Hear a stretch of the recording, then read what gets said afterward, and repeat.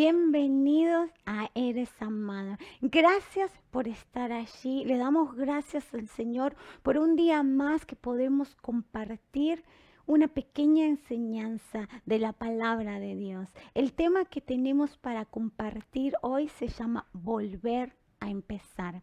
Y como hijos de Dios sabemos que Dios es un Dios de oportunidades, que en Cristo nunca es demasiado tarde para volver a empezar.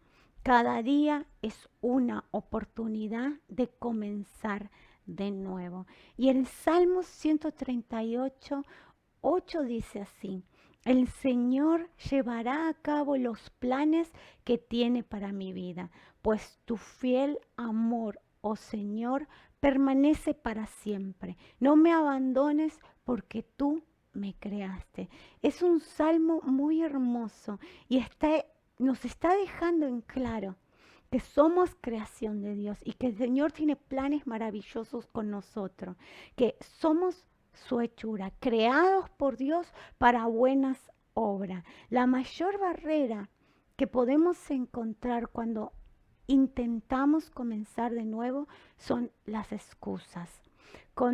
Considerar nuestras faltas, nuestras debilidades, nuestros errores, abre paso a que nosotros busquemos y tengamos 101 diferentes excusas para presentar y con eso no hacer lo que tenemos que hacer. Hay muchos personajes en la Biblia, muchos siervos de Dios en la palabra de Dios que presentaron excusas delante de Dios. Por ejemplo, voy a tomar unos ejemplos que me parecen que vienen al caso. Por ejemplo, la vida de Moisés. Eso está en Éxodos 4:10. Cuando el Señor se le presentó a Moisés por medio de una zarza hirviendo, le dijo en fuego, le dijo: ve y preséntate delante del faraón y y que deje ir a mi pueblo. Pero Moisés rogó al Señor diciendo: no tengo facilidad de palabras, nunca las tuve, ni siquiera ahora que tú me hablas. Se me traba la lengua y se me enredan las palabras. Moisés suplicó: te ruego, Señor, que envíes a cualquier otro. Cuando el Señor envió a Gedeón, eso está en Jueces 6:15, a, lo llamó con un llamado para liberar a su pueblo. Pero dice que Gedeón respondió: ¿cómo podré yo rescatar a Israel? Mi clan es uno de los más débiles de todas las tribus de Manasés y yo soy uno de los que menos importancia tengo en mi familia. Buscó muchas excusas para no hacer lo que Dios le mandaba hacer. Pero estos dos hombres fueron aún así un instrumento muy importante, usados por el Señor para rescatar el pueblo de Dios. Y observamos a la hora del llamado de estos dos siervos de Dios que ellos evaluaron su condición, lo que ellos creían de sí mismos, miraron sus errores, miraron las cosas por las cuales ellos creían que no valían. Pero definitivamente eso no era lo que Dios había visto. Dios había visto que no era con la capacidad de ellos, no era con las fuerzas de ellos, ni siquiera ellos merecían ese llamado, sino que era con las fuerzas de Dios. Que Dios sabía que Él podía hacer en ellos grandes cosas, por algo los llamó. Y otro es una historia que me fascina, es la vida de José. Y eso comienza en Génesis 37. José dice que era un joven de 17 años de edad y su papá era Jacob.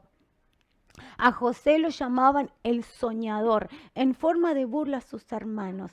Dice en la Biblia que Jacob amaba a José más que a todos sus hermanos, porque había sido el hijo de su vejez. Sus hermanos odiaban a José.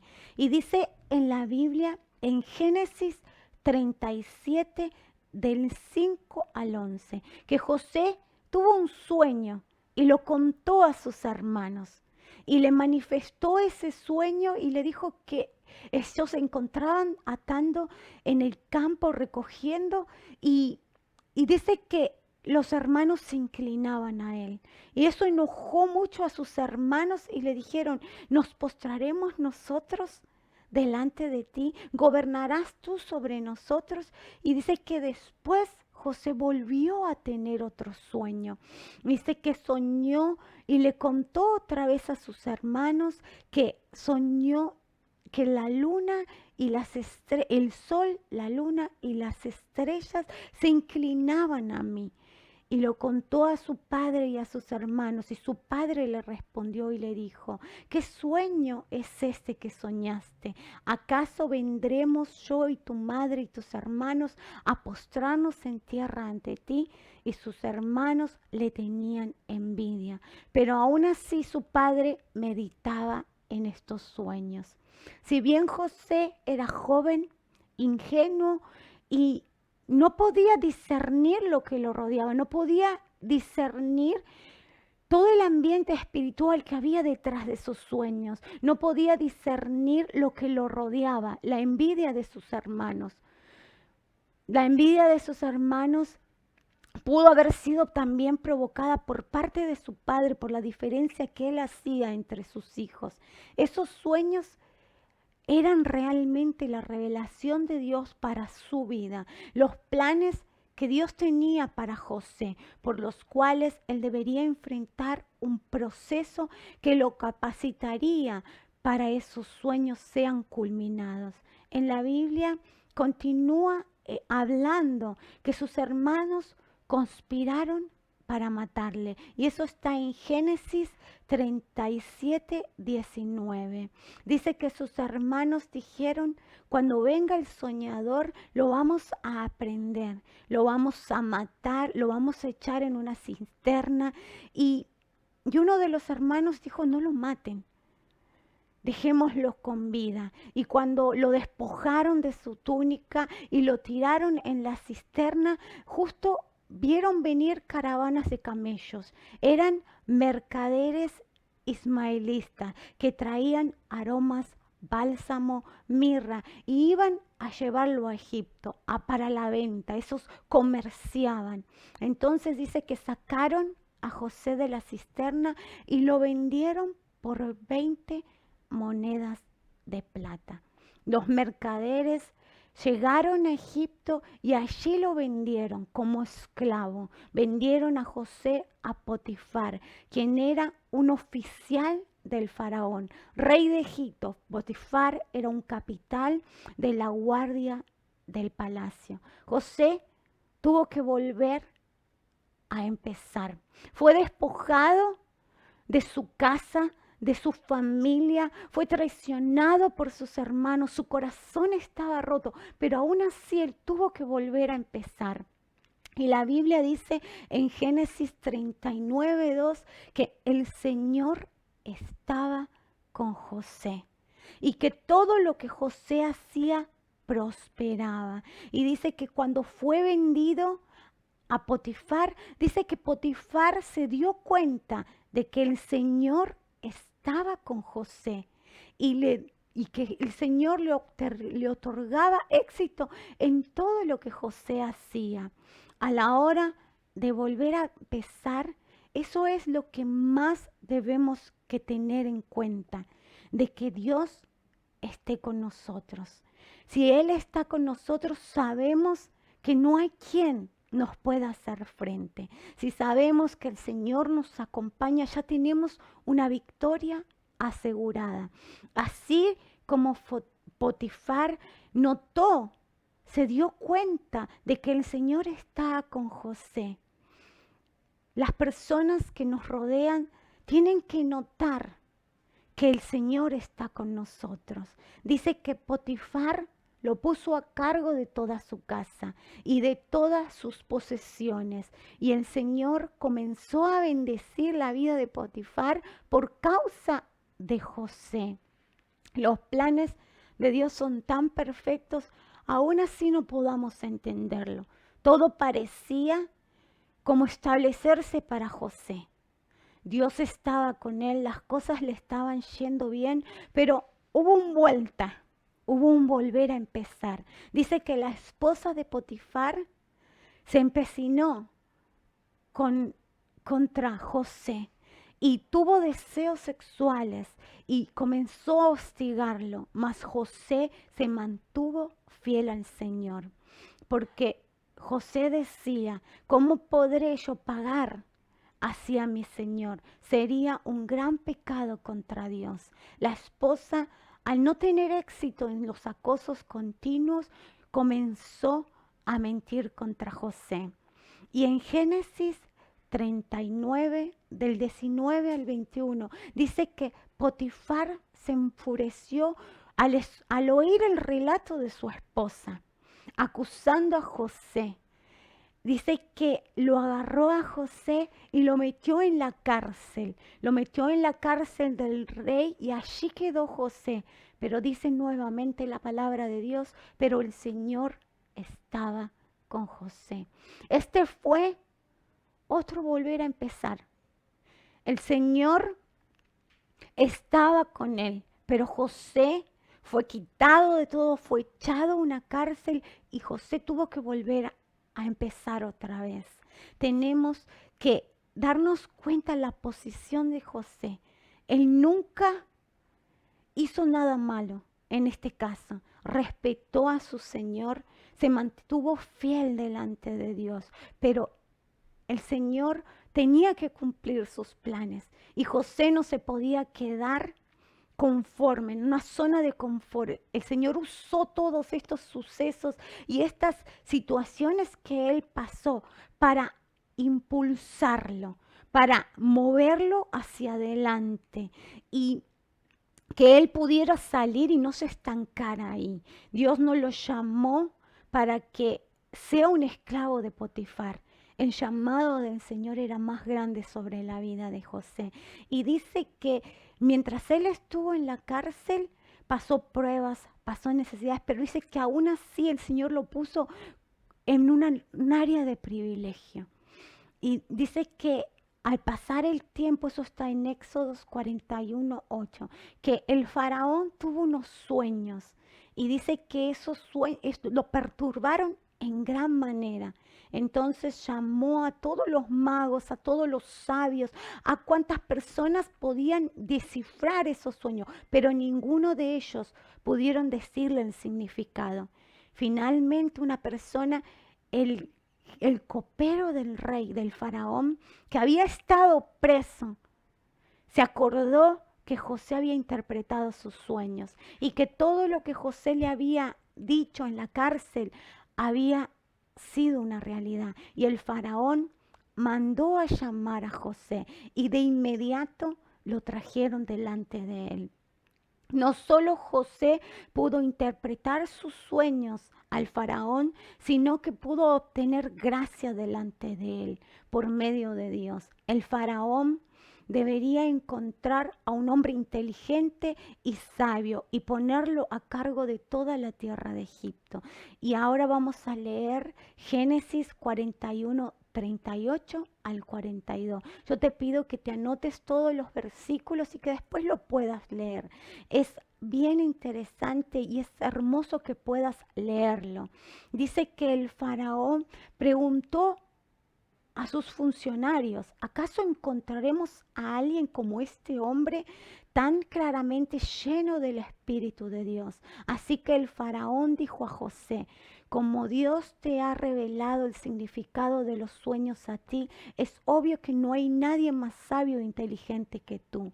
Quedarás a cargo de mi palacio y de toda mi gente recibirá órdenes de ti. Solo yo, sentado en mi trono, tendré un cargo superior al tuyo.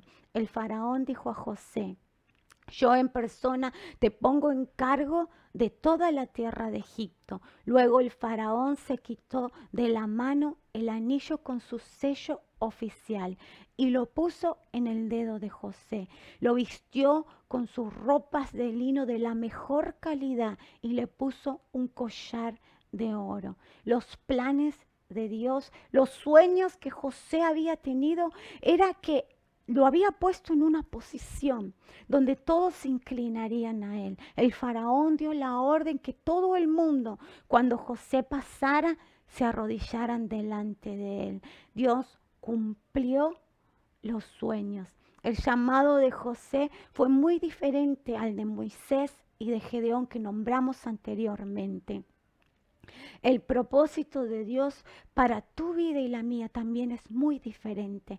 El mío no se parece al tuyo. Cada cual tenemos un llamado. El Señor le habló a José por sueños y le reveló sus planes y sus propósitos para su vida, a dónde lo iba a llevar. Y me imagino que José en su corazón entendió que tendría un precio grande que pagar. Yo cuando era joven solía creer que José no había tenido oportunidad de elegir, pero aprendí por medio de la palabra que no era así. Tal vez hoy te encuentras cuestionándote en tu vida y no estás conforme con tu vida. Podés decir, yo no tuve oportunidad de elegir esta vida, me tocó vivir este proceso duro y te encuentras tal vez renegando y culpando a Dios. José sí tuvo en realidad oportunidad de elegir y eligió volver a empezar cuantas veces sea necesario, la disposición de su corazón a no dejar que nada le afecte. Guardó su corazón, no permitió que el odio entre, que la falta de perdón, no permitió que todas esas ocasiones que él tuvo que vivir, la mentira, el desprecio de sus hermanos, el odio, lo dañara, lo apartara del plan de Dios. No renegó de Dios. No perdió tiempo en buscar culpables, no se rindió, no perdió la fe, decidió mantenerse firme en Dios. José nunca se resignó a ser un esclavo, nunca se resignó a someterse a las circunstancias que lo estaban rodeando. Supo que Dios nunca le iba a dar algo que él no pueda cumplir. Supo que Dios estaba con él. Y así como Dios estuvo con José, está con nosotros y también tiene planes para nuestras vidas. Y eso no te lo digo yo, te lo dice la palabra de Dios. El versículo tan conocido de Jeremías 29:11 dice así: pues yo sé los planes que tengo para ustedes, dice el Señor. Son planes para lo bueno y no para lo malo, para darles un futuro y una esperanza. Aunque no puedas entender cuál es tu llamado, o tal vez sí lo sabes, pero no tienes fuerzas, no tienes ánimo, Él está contigo. Vuelve a empezar. Aunque no tengas fuerzas, aunque no sea tu primer fracaso, aunque sientas que tal vez fue tu culpa, vuelve a empezar. Aunque sientas que tus sueños están muriendo, vuelve a empezar.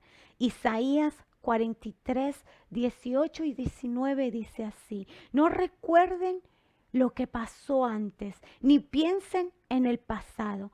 Fíjense en, voy a hacer algo nuevo. Esto es lo que está pasando ahora. ¿No se dan cuenta? Haré un camino en el desierto y ríos en tierra desolada. Aprender de los errores y continuar es lo que el Señor quiere. Aceptar las responsabilidades por los fracasos propios. Y Proverbios 28:13 dice: quien encubre su pecado jamás prosperará. Quien los confiesa y lo deja hallará perdón. Aunque cometas errores, no los encubras. Presentalos delante de Dios, arrepentite, porque eso es aprender, arrepentirte. Mantengamos siempre presente las promesas de Dios, que la misericordia de Dios se renueva cada día. Así nos equivoquemos, la misericordia de Dios se renueva. El problema no es fallar, sino resignarse y no querer volver a empezar. La palabra de Dios nos dice en 2 de Corintios 12:9: y me ha dicho: bástate mi gracia, porque mi poder se perfecciona en la debilidad. Por tanto, de buenas ganas me gloriaré más bien en mis debilidades, para que repose sobre mí el poder de Cristo. La palabra llena mi corazón de gozo. La gracia del Señor es suficiente para mi vida. No podría haber conocido la gracia del Señor si no hubiera sentido mis debilidades. Cuando experimentamos las debilidades nos damos cuenta cómo Dios se fortalece en esas debilidades, cómo su gracia nos renueva y nos ayuda a seguir adelante. Dios nos perdona de toda falta. En Jesucristo se nos ha dado la facultad y la oportunidad de volver a empezar, de volver a tomar una nueva oportunidad, de seguir adelante. La mejor forma de llamar un fracaso es aprendizaje, experiencia, capacitación para que volvamos a empezar. Y eso es lo bueno, que siempre todo nos ayuda para bien a los que aman a Dios. Proverbios 16:9 dice: el corazón del hombre traza su camino, pero el Señor dirige sus pasos. Que en toda decisión que podamos tomar, hagamos un stop y miremos si es el Señor quien nos está guiando, si son nuestras fuerzas, si son nuestras motivaciones, si es nuestra ganas de salir adelante. Debemos cambiar nuestra manera de pensar, dejar a un lado pensamientos negativos, pensamientos que no agradan a Dios. Debemos aceptar que nos equivocamos, reconocer nuestras culpas y arrepentirnos. Dice que la palabra arrepentimiento en griego significa cambio de mentalidad, ver las cosas de otra perspectiva, cambiar la dirección, tener un cambio de corazón. Arrepentimiento es aceptar responsabilidades. Debemos aceptar nuestras responsabilidades, debemos aceptar nuestros errores, debemos no tratar de culpar siempre a los demás. Romano 12:2 dice: no imiten las conductas ni las costumbres de este mundo. Más bien, dejen que Dios los transforme en personas nuevas al cambiarles la manera de pensar. Entonces aprenderán a conocer la voluntad de Dios para ustedes, la cual es buena, agradable y perfecta. Dice que cuando reconozcamos nuestros errores, Dios cambiará nuestra manera de pensar. Cualquiera que sea nuestra situación, en abundancia, en escasez, en enfermedad, en ánimo, en desánimo, podemos en Cristo fortalecernos. Dice que Él lleva todos nuestros pensamientos cautivos en la obediencia a Cristo. Eso es lo que tenemos que hacer. Llevar nuestros pensamientos, decirle: Señor, llevo mis pensamientos a ti, mis pensamientos, para que tú los arregles, para que tú los acomodes, para que tú me des una guía, para que tú me encamines en la obediencia a ti. Se trata de elegir creerle a Dios, confiar en que Dios lo soluciona. Él tiene el control, no nosotros. Romano 8:28 nos dice: sabemos además que a los que aman a Dios, todas las cosas les ayuda para bien. Esto es, a los que conforme a su propósito son llamados. Dios está creando un estampado en el tejido de nuestra vida y será hermoso. Todo encajará, aunque desde nuestro punto de vista podamos ver que es un desastre, que es un revoltijo, pero cuando repasas nuestra vida y dices: no está bien, ¿cómo saldrá algo bueno de esto? Dios tiene el poder de invalidar nuestros mayores errores, de hacerlo todo para ayudarnos para bien. Dios puede tomar nuestros mayores fracasos, aquellas áreas de mayor enseñanza son aquellos fracasos más grandes. Él puede darnos una enseñanza. Podemos usar esos fracasos en transformación de vida. ¿Cuáles son tus puntos más débiles? Entregáselos al Señor. Él puede hacer de tus debilidades algo grande. Él puede levantarse en el medio de aquello que más te cueste. Y lo lindo de esto es que podemos notar que no fue con nuestras fuerzas, que no fuimos nosotros. Si estamos pensando en rendirnos, que sea rendirnos delante del Señor. Y hay una historia que les quiero compartir. Dice que, esta es una historia secular, dice que por 10 años Thomas Allen Edison intentó construir una batería de almacenamiento de cargas eléctricas. Sus esfuerzos estrangularon en gran manera sus finanzas. En diciembre de 1918, una combustión espontánea en su estudio casi lo llevó a la ruina. En minutos, todos los compuestos empacados para discos o cintas y otras sustancias inflamables ardieron en llama. Aunque los departamentos de bomberos vinieron de 8 pueblos, no pudieron apagar ese incendio. Fue inútil, todo quedó destruido. El daño excedía a los 2 millones de dólares. Los edificios de cemento que se consideraban construcciones a prueba de fuego estaban asegurados apenas por la 10ª parte de su costo. Charles, el hijo del inventor, buscó con desesperación a su padre, temeroso de encontrarlo emocionalmente destrozado. Finalmente lo encontró contemplando con seriedad el fuego. Su rostro resplandecía. Mientras reflexionaba, mi corazón se dolía por él, decía Charles. Él tenía 60 años, ya no era un joven, y el esfuerzo y sacrificio de una vida, todo ardía en llamas. En cuestiones de minutos, su padre había perdido todo. En la mañana siguiente, Thomas Edison contempló las ruinas y exclamó: hay algo valioso con el desastre. Se quemaron todos nuestros errores. Gracias a Dios podemos comenzar de nuevo. Mientras tengamos vida, hay esperanza. Siempre es un buen motivo de volver a comenzar. Unos meses después del incendio, Thomas Edison se las ingenió para inventar el primer fonógrafo, que fue un éxito. Y él estableció: cada nuevo día tenemos la oportunidad de comenzar de nuevo. En medio de la ruina, un hombre de 60 años volvió a empezar.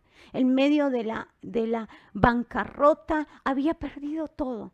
Sus años, su esfuerzo, sus research, todo lo que él tenía, los materiales, pero el Señor estuvo con él y le dio la fortaleza de volver a empezar. Y esto lo tenemos que tomar como una enseñanza de vida. En el Señor siempre volvemos a empezar y Él siempre nos va a ayudar a coger. Cuando venimos a Él lastimado, Él nunca nos va a desechar. Él no va a decir: no te preocupes, yo te ayudo, levántate, salí adelante. Y el Señor siempre nos va a dar la fortaleza que necesitamos. El mandato de Dios está en Josué 1:9. Dice: mi mandato es: sé fuerte y valiente. No tengas miedo ni te desanimes, porque el Señor, tu Dios, está contigo donde quiera que vayas. Y este mensaje espero que te ayude, que toque tu corazón y que así como José pudo ver sus sueños hechos realidad y se cumplió los sueños del Señor en la vida de José. El Señor lo puso en un lugar donde el hambre cubrió toda la tierra y José se preparó. José trabajó duro y todo el mundo tuvo que inclinarse delante de José, inclusive sus hermanos sin saber que él había sido el hermano que ellos quisieron matar, que vendieron como esclavo. Tuvieron que arrodillarse delante de José y pedirles alimento, porque si no iban a morir del hambre. Pero lo bueno de la historia es que el Señor levantó a José y José tuvo misericordia de sus hermanos. El Señor preparó en José un hombre con un corazón puro, un hombre con un corazón que no se contaminó. La palabra de Dios dice, sobre toda cosa guarda tu corazón. Y el Señor llevó por ese proceso a José que fue necesario. Por eso fue necesario que la esposa de Potifar se levantara, mintiera. Fue necesario que los hermanos lo vendieran. Fue necesario que él cayera como esclavo, que cayera preso, que fuera expuesto a todo lo que fue expuesto. Porque el Señor tenía un plan con José. El José nunca se rindió. No se negó a seguir volviendo a empezar. No se tiró, no renegó de su posición, sino que se agarró del Señor y siguió adelante. Entonces hoy el Señor nos está diciendo, vuelve a empezar. Tal vez estás fracasando en tu matrimonio, en tu situación económica. El Señor te dice, vuelve a empezar. No con tus fuerzas, no con tus opiniones, no con tu inteligencia, sino con el Señor. Revierte tus errores, vuélvete al Señor, vuelve a empezar.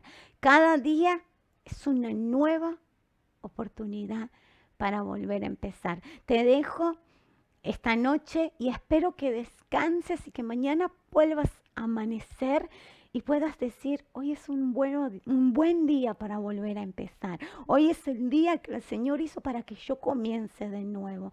Bendigo tu vida, bendigo tu hogar y espero que esta palabra haya llegado a tu vida. Si conoces de alguien que está pasando por pruebas y que necesita volver a empezar, que la puedas compartir. Nos vemos la semana que viene, si Dios lo permite. Bendigo tu vida, bendigo tu hogar, te bendigo en el nombre de Jesús y no te olvides que eres amada y amado por Dios. Dios te bendiga.